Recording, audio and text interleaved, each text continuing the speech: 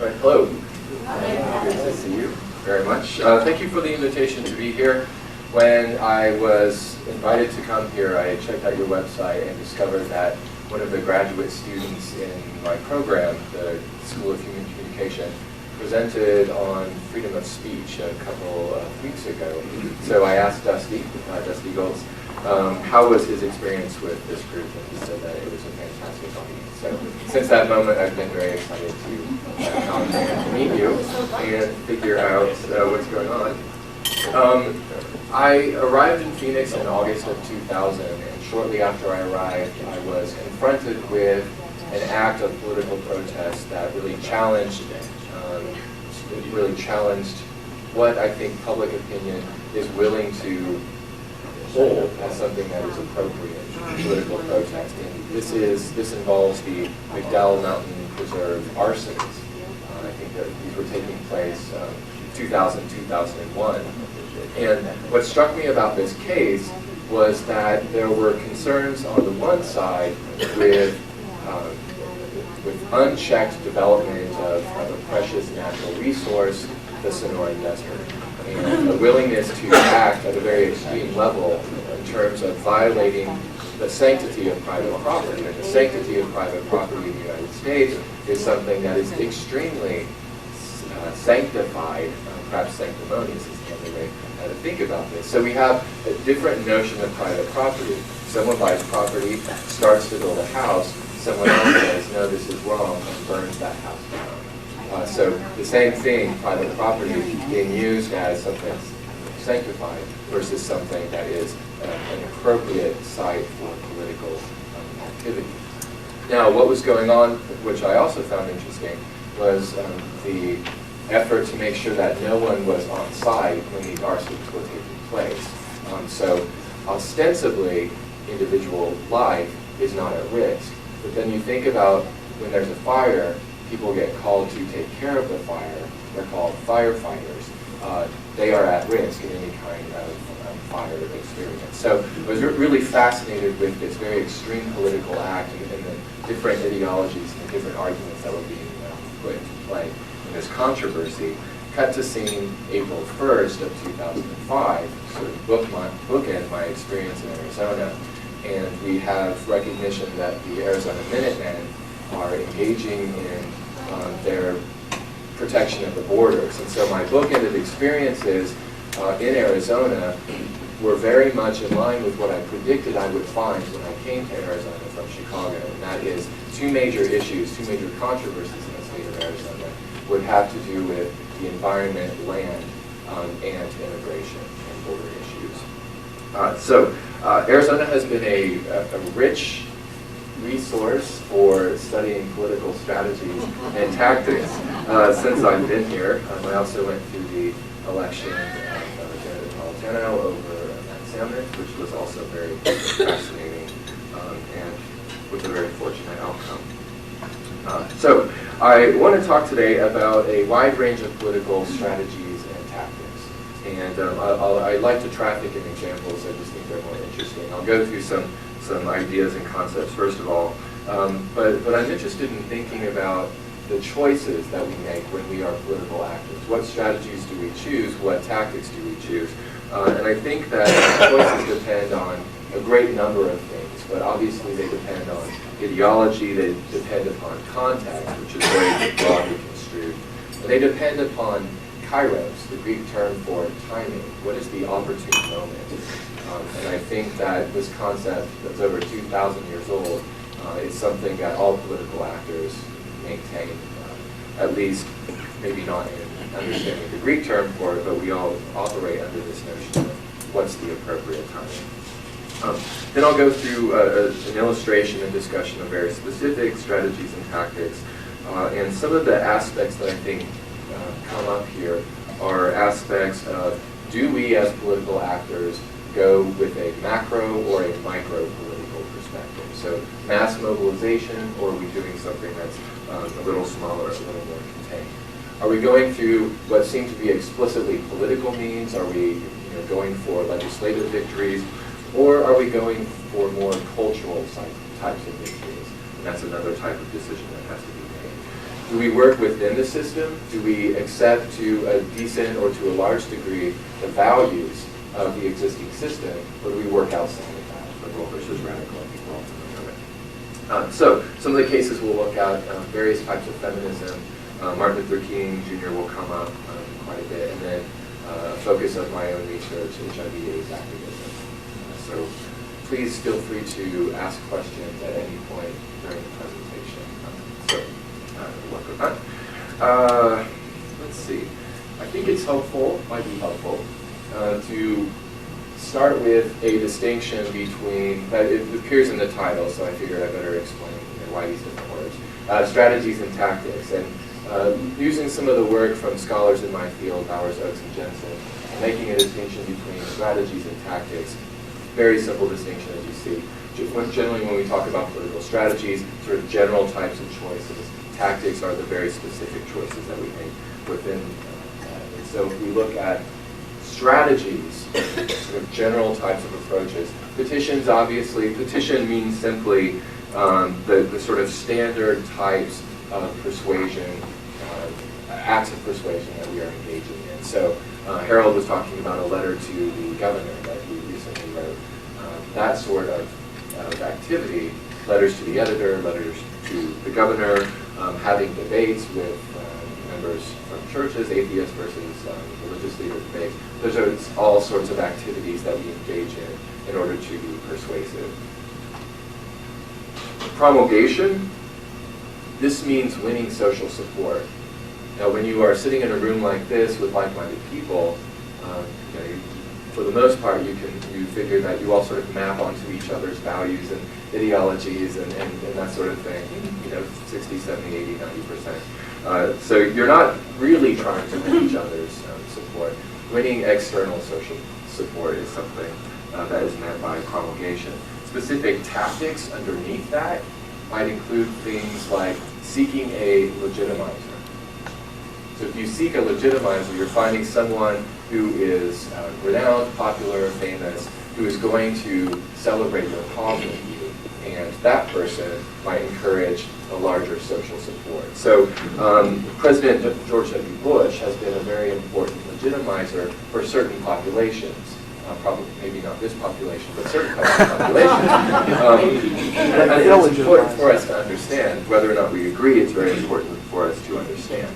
So people whose faith systems serve very important roles in their political orientations can consistently find George W. Bush as a legitimizer. And I think the Terry Schiavo case would be a really good example of that.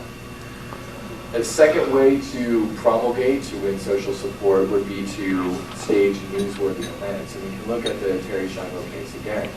And this also brings up the notion of timing.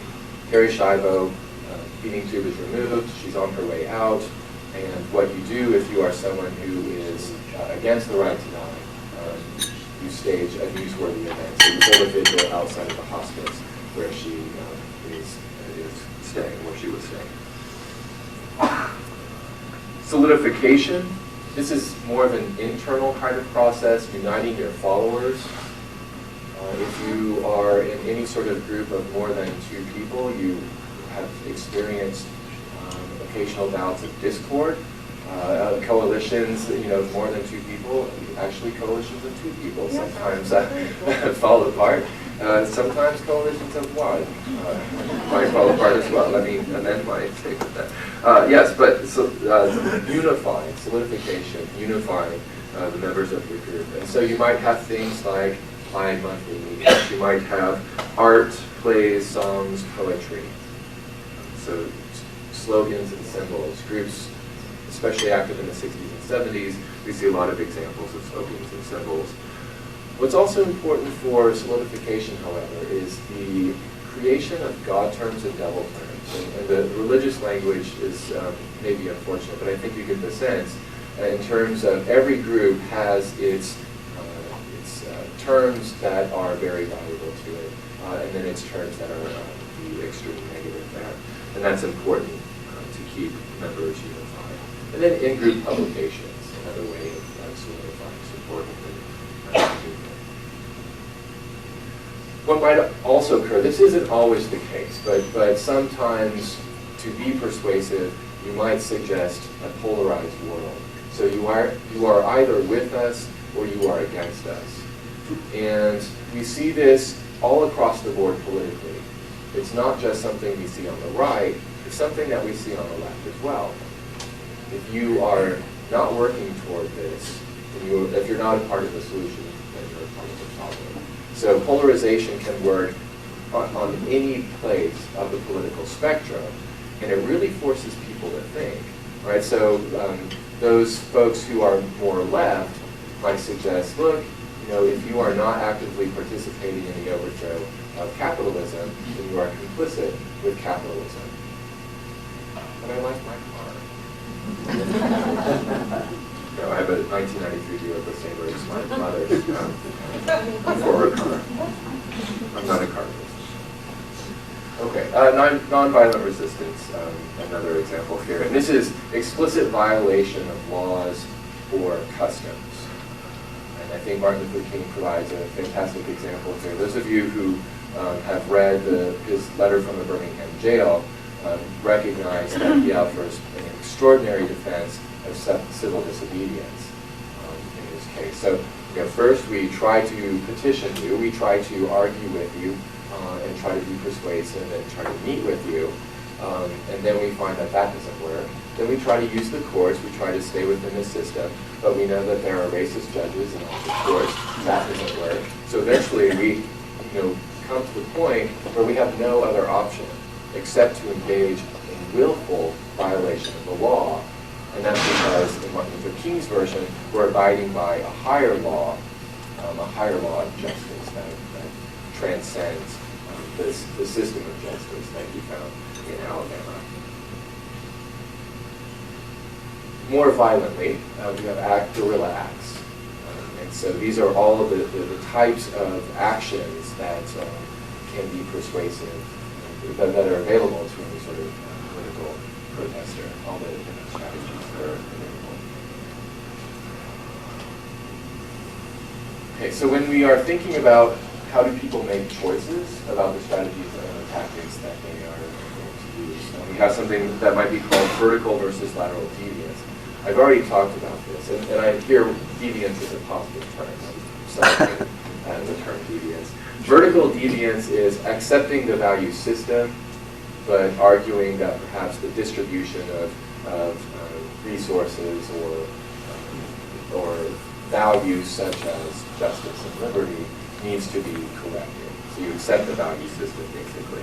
Vertical deviance. Lateral deviance would be to dispute the value system itself. And so I think that anyone who's calling for the overthrow of capitalism would be an advocate of lateral deviance. Right?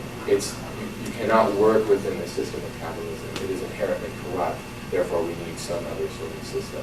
That would be an example of lateral deviance. If we look at the example of Martin Luther King Jr., he's an example of someone who has variously been categorized as conservative, as liberal, and as radical. And I think all of those are correct in some very strange ways. But I want to emphasize something that gets to the point here of vertical deviance. In his famous speech, I Have a Dream, in 1963, Martin Luther King talks about the founding fathers of the United States. And he calls the founding fathers architects of the nation, architects of the republic. And this metaphor is very profound because an architect designs but doesn't exactly build. So in this metaphor, what King is doing is saying that the founding fathers sketched out a plan for justice and equality that hasn't actually been constructed yet. King has the option of saying those plans are corrupt, but he doesn't. That would be a kind of lateral deviance. He says those plans are just, and we need to stay in those plans, but we actually need to see them through to fruition. That would be, I think, an example of vertical deviance here.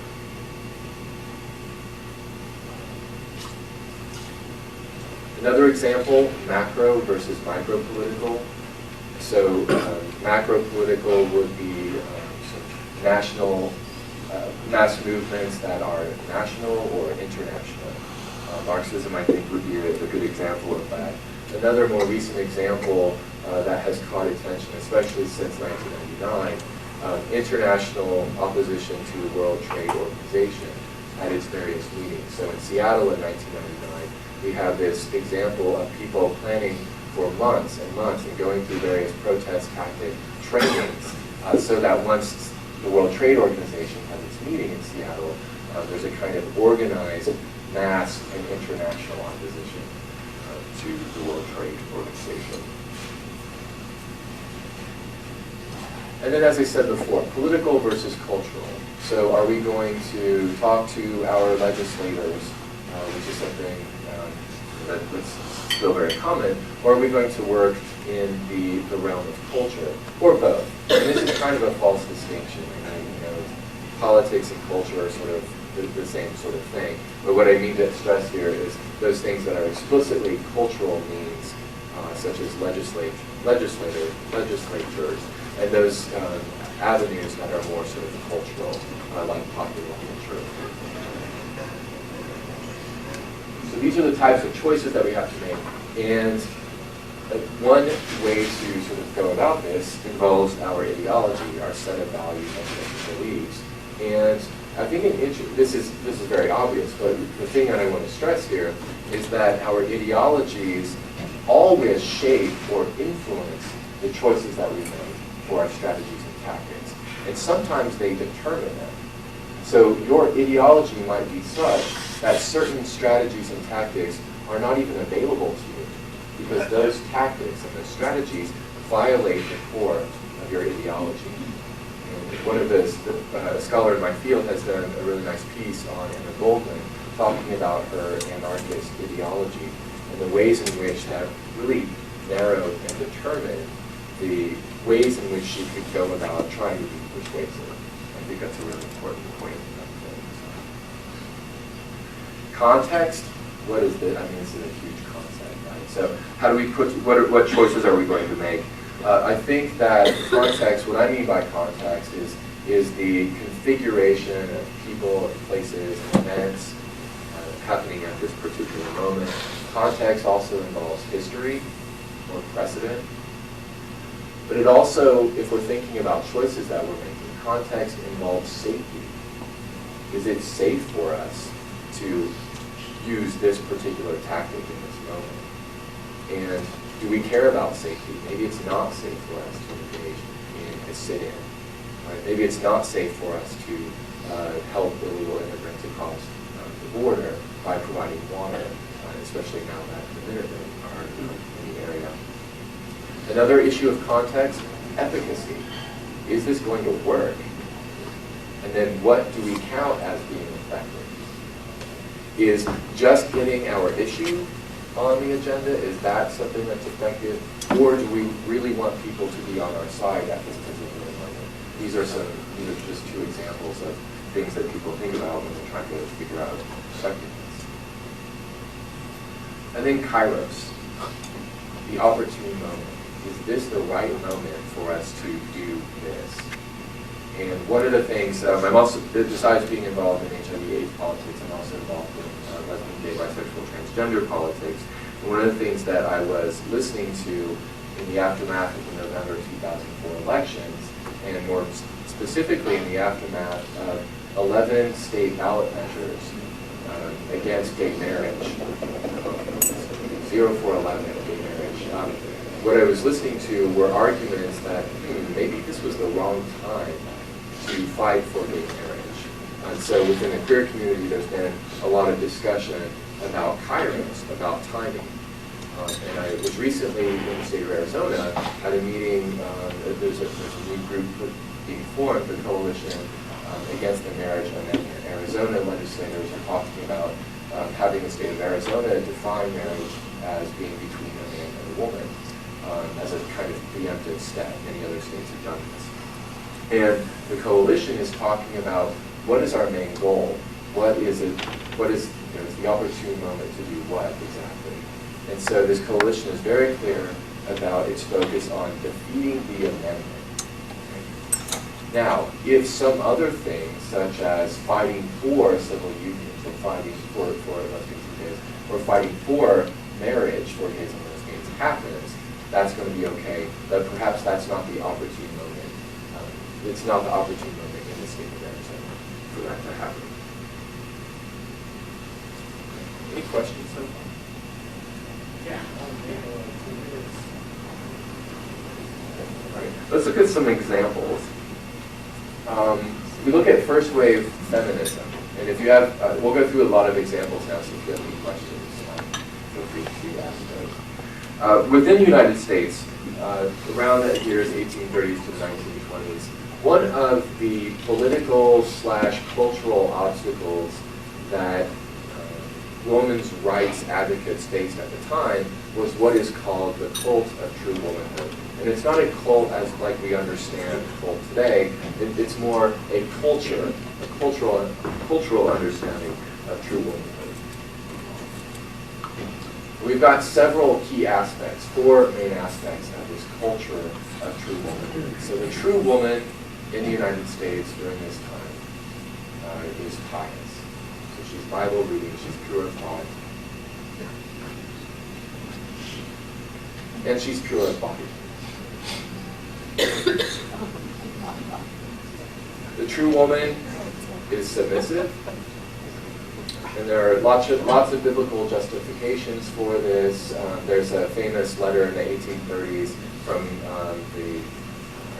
pastors in Massachusetts, which describe the role of the woman as being like the vine on the trellis. So if men are the trellis, they are sturdy and standing upright, and if women are the vine, they need something to in order to grow, they need to lean on something. So that's, this is a kind of biblical justification for the submissive role of women, or the true woman at least. And then domesticity. A woman's place is in the home. And let's be very clear about what's going on now. At this time, there wasn't a wholesale degradation of women. And in fact, one of the clever arguments was women are extremely important. And in fact, women are morally superior in some cases to men. So men go out into the public realm, which is full of vice, prostitution, liquor, meanness, all sorts of things, and their morality, men's morality, is tested in the public realm. They come back to the home, and the extremely important role of the woman is to make the home, the domestic sphere, a place of moral purity, of calmness, so that the man can sort of rejuvenate his moral rectitude. All right. So it's a kind of pedestal, right? But we know about pedestals that they can be very stark and places to live. So women are valued in a very specific way in the domestic sphere. I think the reason why women weren't allowed to have all that fun was look at all the layers of clothing they have on. It takes them a day and a half to get dressed back then. And when Brouwer, Fanny Brouwer, right? Yeah, when she advocates the sort of looser clothes for women, she is made to be ridiculous. Absolutely. Yeah. That was also during the period when women were working in factories for 10, 12, 14 hours a day, too, during the Industrial Revolution, and there wasn't any great respect for women to have better working conditions or safer working conditions. There was a great hypocrisy, it seems to me, in the society between what they said and how they acted. Men and women, huh?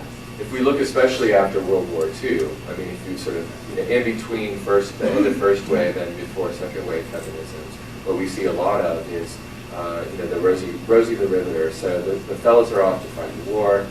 We need people in the factory. Women are people, so let's bring them into the factory. And we have to change gender roles, right? So here's an example of focusing on the culture. You have to make women feel like it's okay to work in the factory and to do it well. So Rosie the Riveter pops up, but then the fellas come back home and they need their jobs. They want their jobs back, and so Rosie has to go back home. I think well before that, though, in the teens, you have the famous New York City Triangle showing factory fire where all the women that were killed in that, and that generated a whole lot of legislation. Absolutely. Which started sort of Rosie the Riveter and all that. Right, and exactly, living in Chicago, right, we late 1800s, early 1900s, a lot of the labor activism in the United States was very important there in terms of work weeks and child labor laws and that sort of thing. Oh, well, I just had a comment as towards this. Women who have been in a domestic violence thing tend to wear more layers of clothing, which also contributes to an interesting circle. How do you know this? By experience? I used to be a domestic violence counselor. Oh, okay. What is the reason for that? Well, more of a protective thing, more.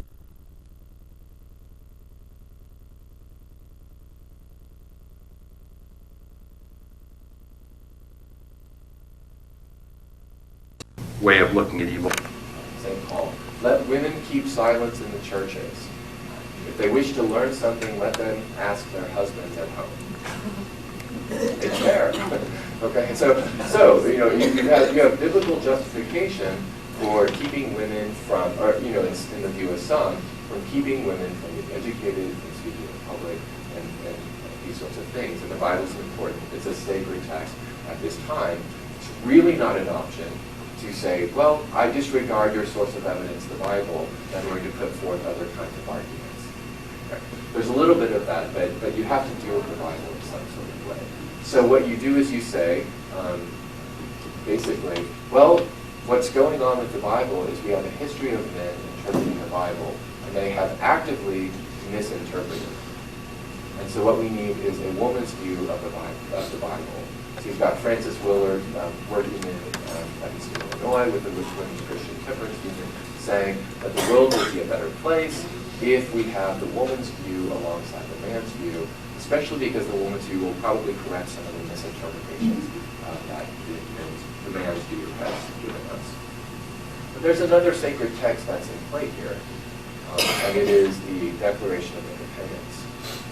And some of you are certainly familiar with the Declaration of Sentiments that came out of the 1848 Seneca Falls Convention for Women's Rights. And that declaration is cast in the framework of the Declaration of Independence of 1776. This is something that is decently common among social movements within the United States, to use the format of the Declaration of Independence and to sort of read your social movement or your interest into that document. And I think one of the scholars in our field has found over 28 different versions of the Declaration of Independence being adapted to a specific political movement, including women's rights. So what you do is you affirm some of the sacred texts, but you work within those to say, look, we're not reading them correctly, or our goals are absolutely consistent with one of the documents that was put down.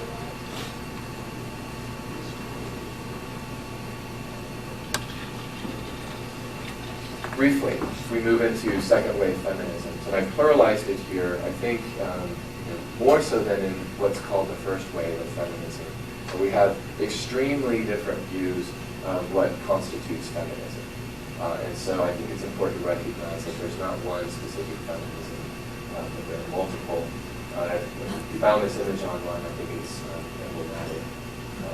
If I had a hammer, I'd smash patriarchy, and she happens to have found a hammer. So watch out, patriarchy. I like that. But one of a couple of examples that I'll mention very briefly.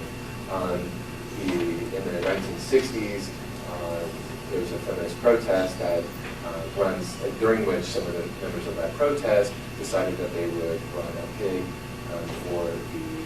as Miss America. And I think that in the 80s there was another example, and that's very similar to the 1968 Democratic National Convention in Chicago, where the Yippies ran a pig for president as well. The point is to sort of render this whole process absurd. In both cases, by running a pig as the winner, you render it absurd. Now, people might not do that interpretive work for you, but I think that's the goal. They're just you might be viewed as so absurd that you're not making sense anymore. But the goal is to So we've got that example. Then we have another example of, I believe, a woman from California who in the 80s participated, went all the way through this pageant process, and during one of the pageants, staged a protest. And so instead of coming out with her sash reading Miss California, she came out with a sash that said, "Pageants degrade the image." So it was actually using, going far enough into this, kind of an infiltration, right? Going far enough along with this process, and then usurping or subverting the process itself. Third wave feminism, dated roughly 1995 to the present day. Lots of different aspects of it. I just want to focus on one. And please recognize that all of these examples I'm going through, I'm having to reduce very, very, very much. So I'm just pulling out small points here. One thing that's going on, though, that I think is interesting is linguistic reclamation. So you take a word that has been used to degrade, and you take that and reappropriate it and bring it back. So you've got, this is, I spell check, this is spelled correctly. So if during second wave feminism, a woman would say, "I'm not a girl, I'm a woman." In third wave feminism, you might have someone say, "Maybe I am a girl, but it's a GRRL."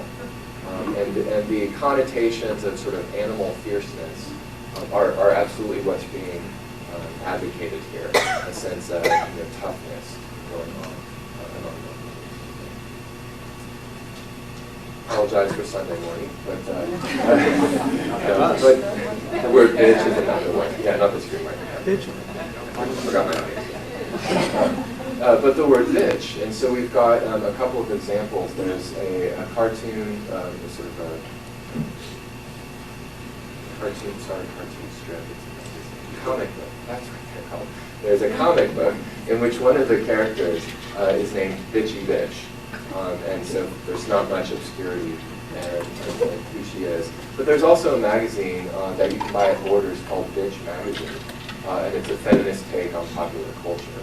And so in both of these examples, I think you've got examples of linguistic reclamation. You take a word, girl, a word, bitch, that has been used to degrade you. You say, you know what, I'm going to take that, reclaim it, and use it proudly. You can compare this to in second wave feminism. Changing the spelling of the word woman. W-O-M-A-N. Woman, right? So the word man is in the word woman. And it's not just some spelling glitch, it's also etymological. So woman is of man. So if you want to not be derivative of man, you might take man out of the word that names you, at least through the spelling. So you've got these examples here of two different spellings used during second wave feminism of the word woman. Is, exactly. So in as period is the is. And the point of that is to not define women in terms of any relationship that they would have to women. Isn't woman spelled W-O-M drop the B, man? Man with a womb. Woman, less than a man.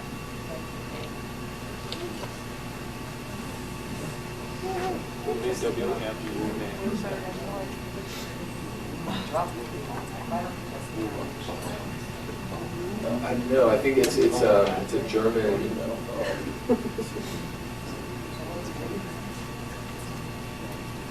I forget the sort of origin, but the etymology when I was looking it up is definitely of man, and not and womb is not wasn't a part of that.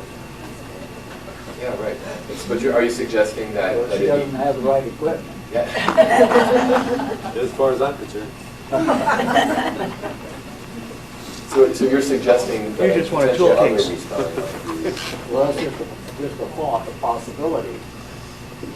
So that man becomes of woman, in a sense. That man is derived from woman. Okay, and that would be a kind of inversion. Yeah. So instead of front, so you would go from upland to in or upland.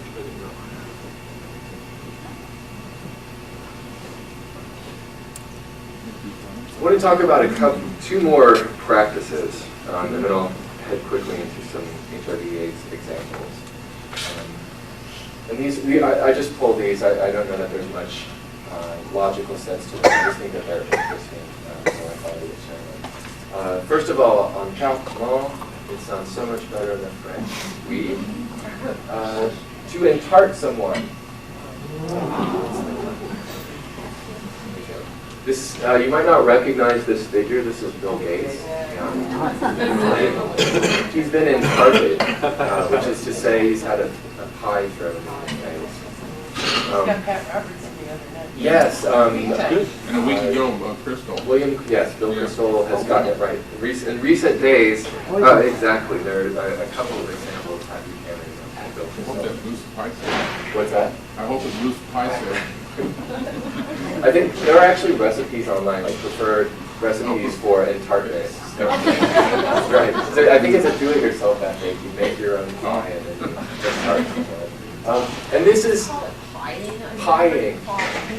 Well, it's called entartment because Neil Godin, a Belgian activist, is someone who's in the last couple of decades really given rise to this practice.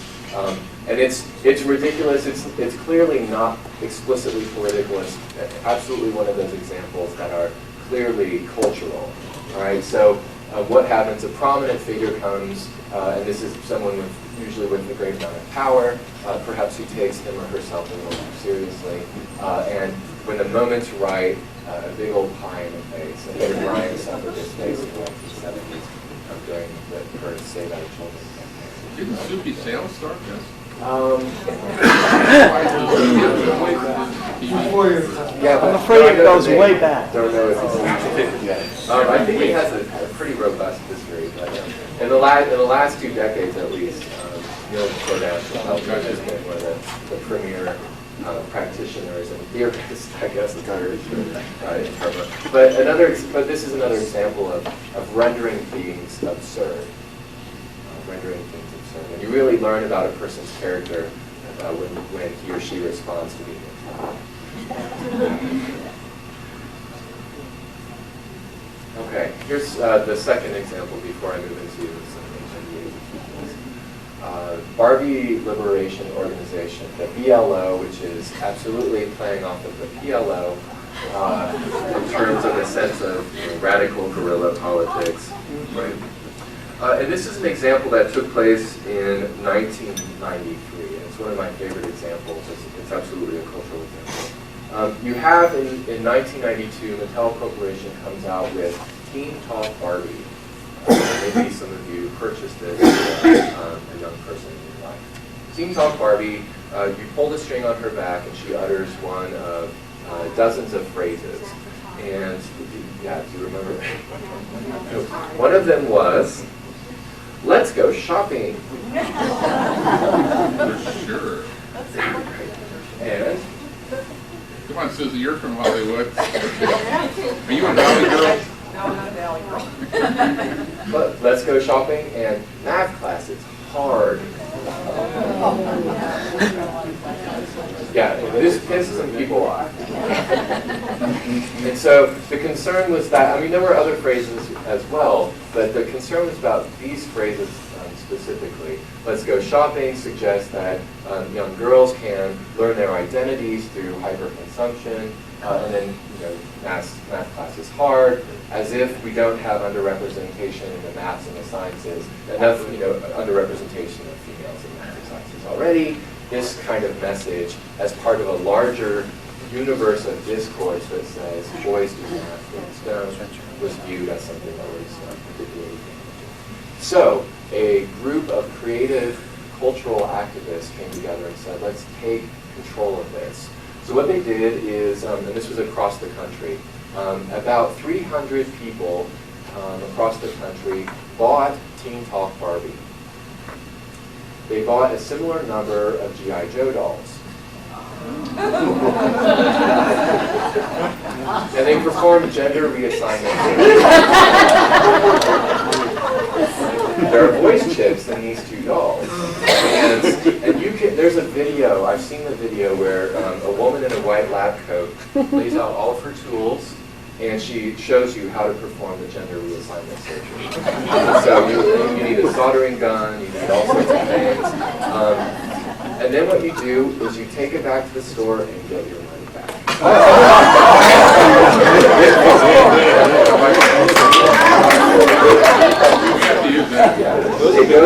These dolls go on the shelves and people buy them. Now this might be a little disturbing to the children. You know, if you love children, this might be disturbing. But if you sort of bracket that, the calamity, I think, that it happens when, you know, adults are hearing Barbie say, let's go kill, and you know, G.I. Joe saying math class is hard. That's a media event, right? That's going to get a lot of attention. The harm is relatively minimal. I think children have a good sense of humor, and they can probably, you know, take this. So anyway, and so, you know, what happens? This is not macro-political. This is not explicitly political, but it's culture work, and it's serving a purpose. All right, and the purpose is to say, what are we, you know, how in the world are we gendering our children? The toys that we buy for our children gender them in very specific ways, and we think that this is a problem. So we're going to sort of dramatize that through cultural things. Just quickly here, I'll go through a couple of examples. I've written a piece about the phenomenon of HIV/AIDS tattoos. And so if we talk about HIV/AIDS activism, you know, a huge amount of different types of strategies and tactics are involved here. ACT UP, the AIDS People Against Power, is one very famously radical group, but there are many other groups going on. But I discovered this by this phenomenon of HIV/AIDS tattoos by reading a national glossy magazine called POZ, P-O-Z, that's devoted to HIV/AIDS issues. And I was fascinated. Why would someone who is asymptomatic, someone who has HIV but shows no symptoms of AIDS, why would someone in that position choose to, on the surface of his or her skin, indelibly, ostensibly, mark HIV status? And so I did a little more digging and tried to figure some of this out. So you've got an image there of what that might look like. In some cases, it's just a simple HIV, like you see here. In one famous case, a nurse had HIV positive in 1-inch red letters all across the inside of his forearm. And there were some workplace issues. Some people who were clients of this, I think it was a hospice, were a little concerned seeing that one of the nurses had HIV positive. But there are different ways of doing this. The third example would be the international symbol for biohazardous waste. Some people with HIV have, again, it's not linguistic reclamation, but it's symbolic reclamation. We'll take this symbol of waste, of hazardous waste, and put it on our bodies. Wow. Right, to signify.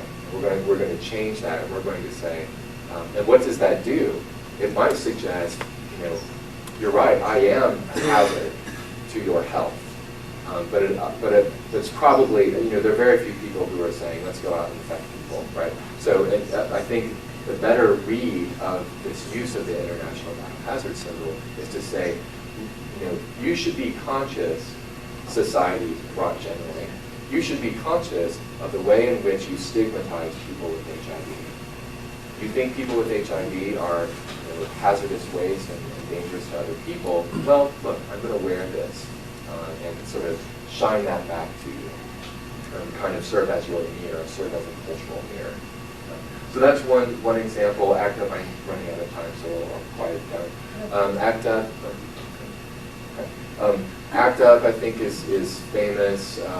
Not so much activity from this group anymore, but still some viable groups in New York City, that would be an example. They were famous for shutting down the New York Stock Exchange which is, I think, kind of a difficult task. They were going after pharmaceutical companies and labeling pharmaceutical companies profiteers, people who weren't really interested in humane treatment of people with HIV, but instead interested in earning lots of dollars. So they shut down New York Stock Exchange. They famously interrupted service at St. Patrick's Cathedral in New York City and have performed things like die-ins.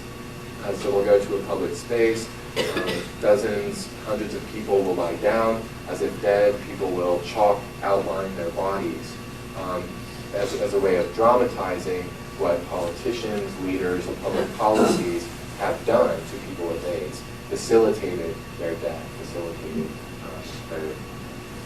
their poor quality of life for them, and those sorts of things. So those are some other examples.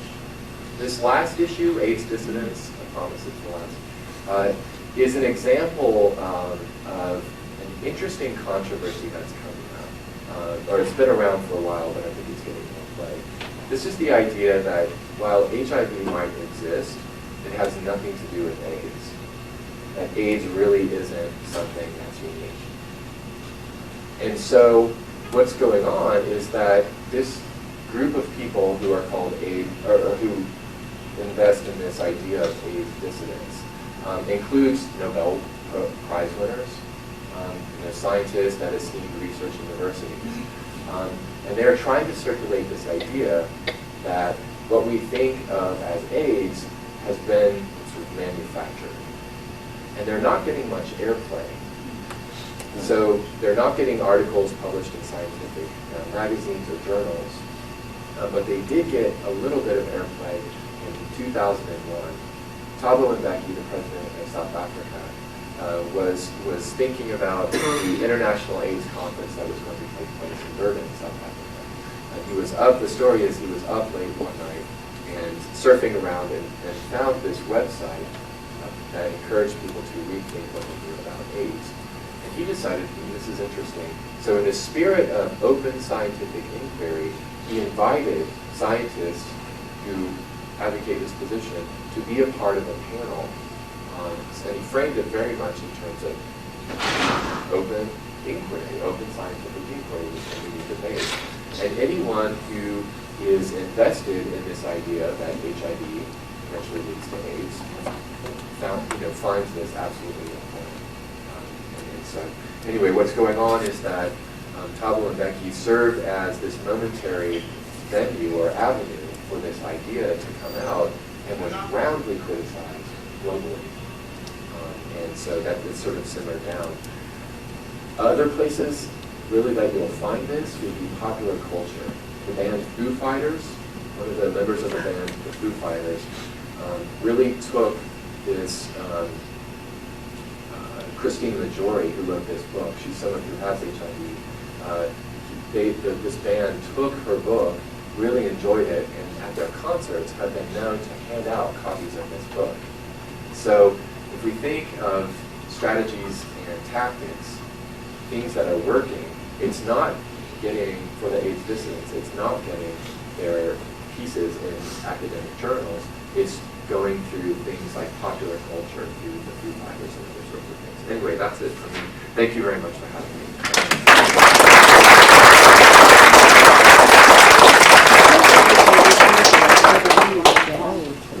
I'm sure. Some people, they don't even know they're HIV until they start. Do you have any thoughts on Ward Churchill? The guy in Colorado? Since he seems to be the crosshairs of the Christian right now. Little icons, right? It's a tough one. I haven't, not a lot actually. I think the reference to people who died in the World Trade Center as little icons was an unfortunate reference. I think there are many other ways to say that one of the reasons for this attack is the sort of global capitalist policies that are represented by the World Trade Center. I mean, other people have made those sorts of claims, and much more careful ways. And I think that claim is something that should be made. Well, he did say that. Right. He did say that our policies are the reason that happened. Right. But he also said that if you support the system that does that, then you share some of the guilt. And that was his, because he's an ethics professor. Right. So he's talking about ethical behavior. Right. Right. Anyway, I just wanted to give you thoughts on that. Yeah, I haven't been following it closely enough to say anything. Back on that HIV/AIDS thing, I remember hearing about that controversy when we came out with that, and I know it's been totally discredited by reputable scientists. But what you were saying about how it sneaks into popular thought and popular culture, this reminds me of certain pundits such as Bill O'Reilly. And what can be done when you have somebody like this who is influencing minds on a daily basis, subverting them for whatever his purposes are, constantly putting down everything that we stand for, and people are buying into it like crazy? What is the anti-O'Reilly for that? Yeah. Right. It's growing, but it's just not big enough. Yeah. You have your American stickers back here. It seems like it seems like in a very media-rich environment where we get to choose now instead of between ABC, NBC, and CBS, we've got cable and internet and all sorts of things, that there seems to be greater ability to choose the ideology of your media source. Now, so I mean, I guess so. One thing would be to encourage people to look elsewhere. Besides that, but as someone, so part of it is just sort of individual encouragement. Part of it would be larger political work in terms of I don't know, protest or letters or media watch. I mean, there are several national media watch groups that are whose goal is to do this kind of thing. They're like Teflon. Nothing sticks. They are discredited as being either perverted or druggies in the case of Rush Limbaugh. And it just falls right off their back, and they go right back on TV. And it's like those things that truly Actually, if you're a felon, they'll give you your own show. Old days. Yeah, that's a good point. That's a good point. I think that redemption. I think the reason why, if you look on the right, these two examples, people who've been accused, or who've drug addiction and sexual assault, right? Bill O'Reilly, harassment, sexual harassment. Part on the right, and so one of the narratives of the right though is redemption, and so what pastors who have slept with, outside of, have been unfaithful or that sort of thing, I have sinned, forgive me. Redemption is a part of that ritual. So they've already built in their escapes. Right, absolutely. It's called money, isn't it? I mean, Clear Channel, I mean, if you can't get your message out except through very few stations like Air America, the bulk of the population only hears one side, and therefore, due to repetition, feels that must be the story. They're not hearing the other shoe drop at all. And it seems that there have been a couple of efforts to undermine the credibility of Fox. So you've got a documentary, you've got a book, right? So you've got efforts along those lines, but that keeps the other networks. So if we draw our attention to Fox, we're not drawing our attention to other networks, which might be not nearly as right, but right or center right or something like that. We're not really paying attention to them. And then anchors get fired. And what? And news anchors get fired.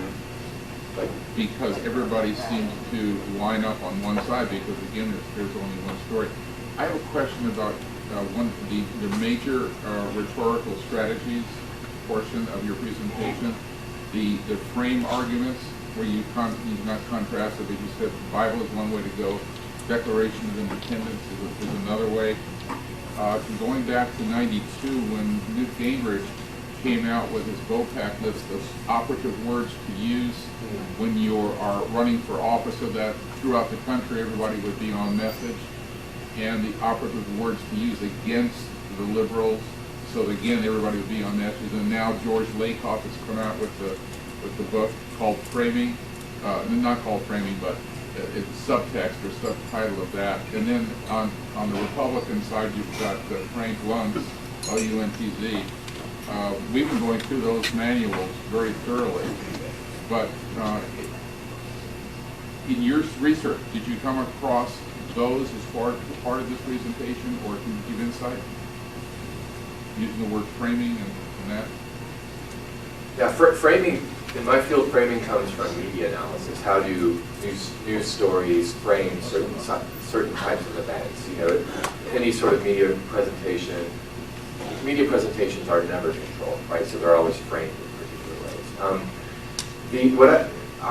In my research for this, I did not go through these texts, but what I have noticed in the last 3 or 4 years is people on the left saying we cannot give up terms that have been appropriated by the right. So freedom and liberty and equality and patriotism especially.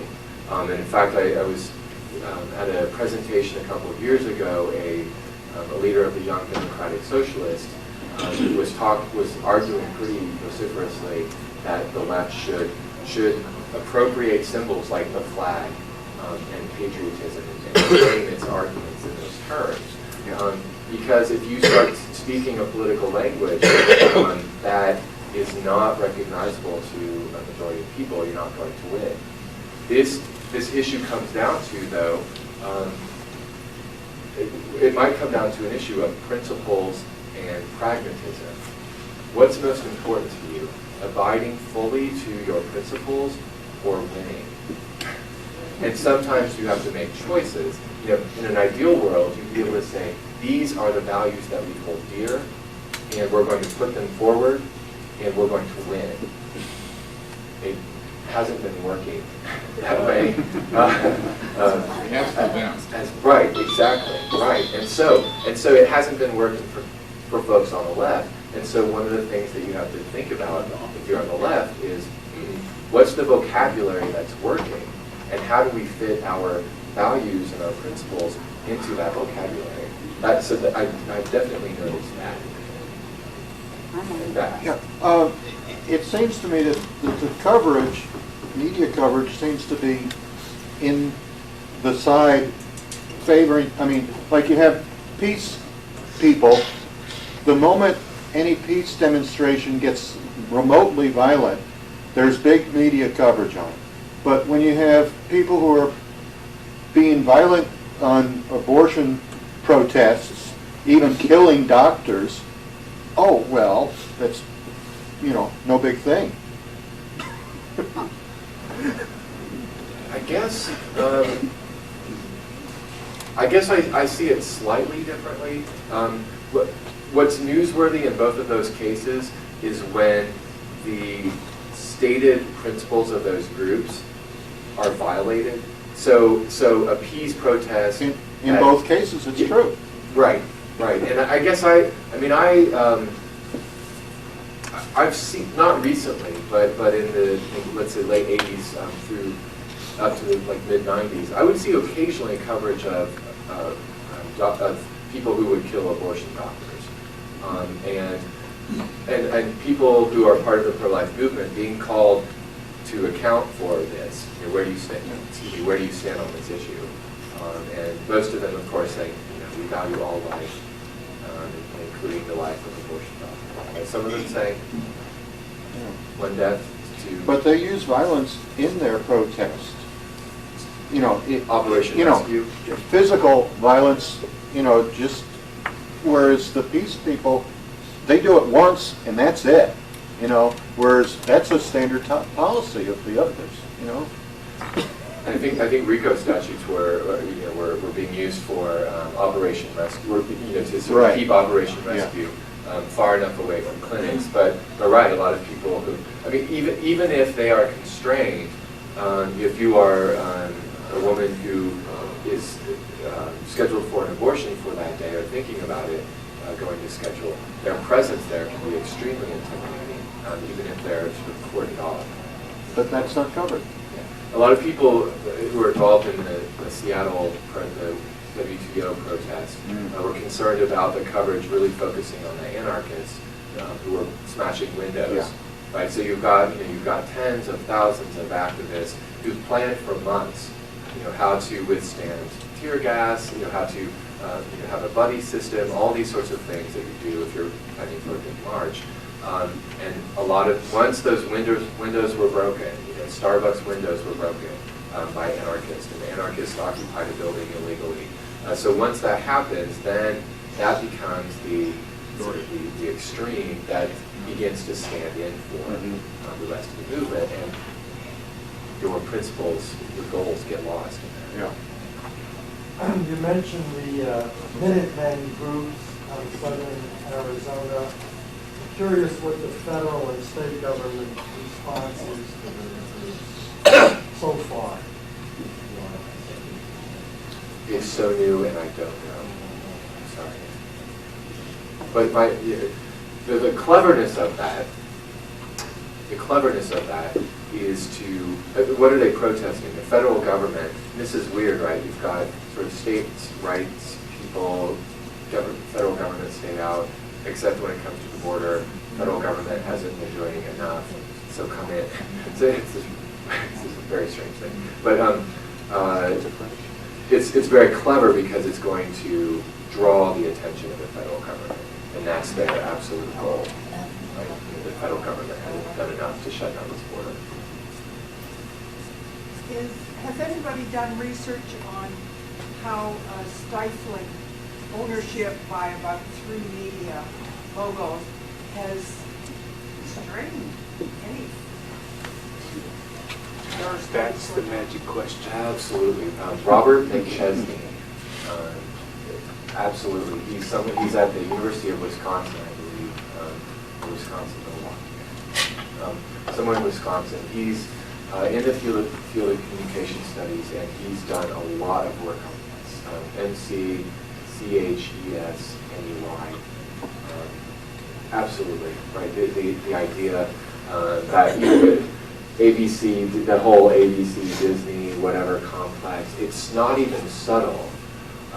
News reports will focus on positive reviews of Disney movies. And you're like, okay, I think there's some collusion going on here. But it's if you want to have the fear stricken in you, read some work by Brouwer. Would you spell the name again? Yeah, I want to know the name. Yeah, MCCHESNEY. McChesney. Robert. What do you see as the general mood at ASU, especially within your departments? And is there a schism maybe between younger students and graduate students and professors? Mood in general, or in response to some? Mood, attitude maybe not mood, but attitude, and maybe mood in response to some of the things that are happening currently, such as like firing again, rather, and comments made by Walter Cronkite and others at CBS. The general political attitude of what they ASU party? students. That's their attitude. Yeah, I mean, what's the general thought of younger people who are 18 to 22 at this point, especially people in communications? How are they viewing communications currently and media currently? Yeah, I don't run into a lot of the journalism students, and about every year I run into 150, 200 students. My sense is that at ASU, political activism is not something that people come to very frequently. And in large part, it's a huge university. There are a lot of commuter students, and I think that the experience of being a commuter student keeps you off of campus and keeps you away from some of the meetings and the events and that sort of thing. There are also a lot of part-time students who are working full-time, and that puts a huge constraint. My experience at Northwestern was different. Fewer commuters, fewer people studying part-time. At Loyola University in Chicago, where I work, it was different as well. So at ASU, I think that the students have so many pulls on their attention in their lives that I don't see a robust sense of political activism whatsoever. I was happy to see student political activism on both sides for the presidential debate that took place. That was really encouraging because folks of all political stripes got really revved up for that. And that was a week-long event, basically. And there were some verbal skirmishes on campus about, you can't put that sign out of the window, or yes you can, that sort of thing. That was encouraging, but generally ASU students I don't think are particularly political. And for those reasons that I gave. What's going on with comments by Rather and Cronkite, I have no idea what they're thinking about those things. There is concern about the student newspaper, the state press, and some of you have been following the New Times report on the influence of the Mormon Church and Mormon money on ASU. Recognize that the state press, the student newspaper is coming under duress. And I think, my guess is that absolutely the state press people are really concerned about that. But I think that if there were further threats, that the student population, I think, would come through on the side of freedom of speech. That's my guess. Does that even answer your question? Yeah, so my question was pretty broad in that way, though. But I'm just wondering what is the attitude toward communication students toward media in general, say what's happening. Are they do they think that media is headed in the right direction, or do you think it's taking a step backward? In some of I teach a class on gender and communication, and I teach a class on rhetoric of social issues. And there are other classes where students will be encouraged to think critically about the media. So, for example, in a couple of weeks, in my gender class, we'll talk about gender and media. How do media present women and those sorts of things. So there are opportunities to encourage students to think critically about the media, but I don't know that communication students generally get that all across the board. And again, the communication I do is not in the Walter Cronkite School, so I don't know what students going into journalism and television are getting in terms of their coursework. I'm in the Hugh Down School of Communication, so a different creature.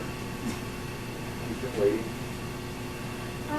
Yeah, I just was fascinated with the Ten Commandments that I recently read. They were placed as movie props in the different places, and today even our governor is involved in keeping them. To me, it's kind of funny that the movie props are becoming a political agenda now. So I was wondering what you think about that and where we're headed with that. I mean, there were comments in the press already about that. The whole fight to have this and movie props. I just don't understand the whole big one. Well, we've got California, which has elected 2 movie stars. So we've got movie props in the government. No, I only heard about Napolitano's her agreement to have the Ten Commandments displayed at the table this morning. So I haven't been. I don't read the Arizona Republic right now.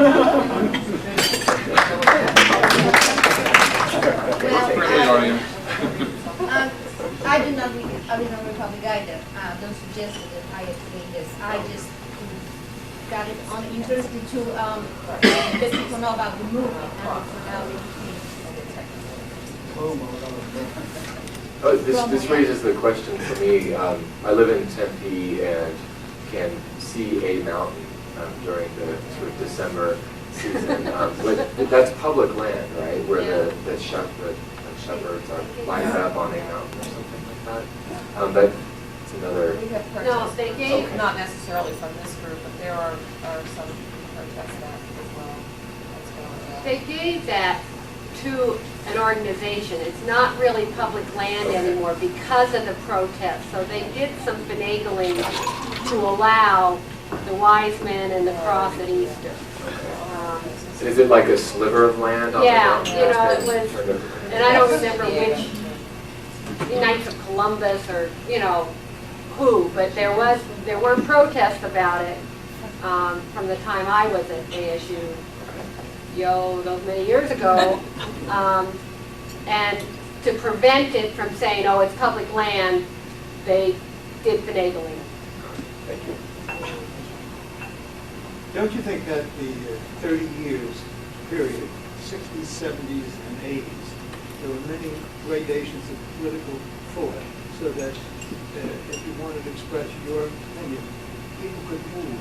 Today, people are so hardened in their positions that it's almost perilous to try and have the effect of it.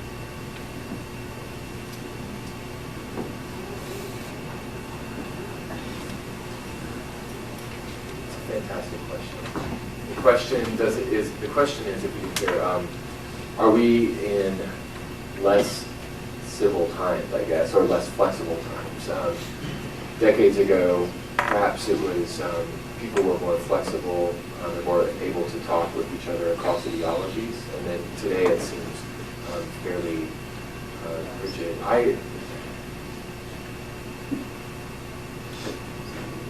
I think you've got just a few remarks, and I'll invite other people to talk. I think that you've got, on the right at least, you've got this concern about political correctness, and so you've got people on the right who, in the early 90s and even today, are saying that their speech is being stifled, especially on college campuses, and they're doing things like infiltrating classrooms and getting, liberal left professors in trouble for, quote, indoctrinating students and not presenting all, sides of an issue and that sort of thing.